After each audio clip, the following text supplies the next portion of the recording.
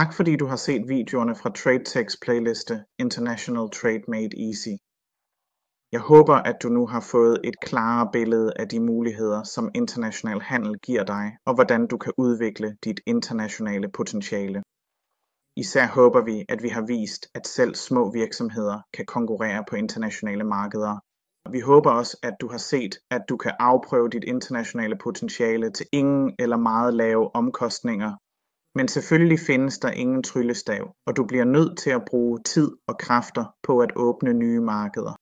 Hvis du har spørgsmål eller forslag til, hvordan vi kan forbedre eller udvide denne playliste, er du meget velkommen til at kontakte enten mig eller Nick direkte. Vi tager gerne imod konstruktive forslag og kritik. På den måde kan vi forbedre denne service til gavn for alle. Det er blot tilbage for mig, Ian Dunning, at ønske dig held og lykke og overdrage dig til Nick, som også gerne vil sige et par ord, inden vi tager afsked med dig. Tak, Ian.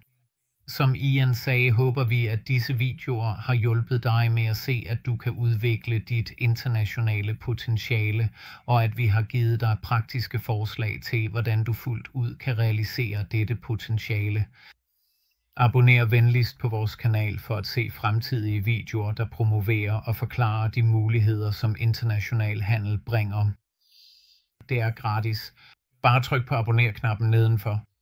Og glem ikke at dele denne video og playliste med dine venner, partnere og kolleger. Sammen kan vi bygge en bedre fremtid. Tak igen, og held og lykke med at åbne op for nye markeder.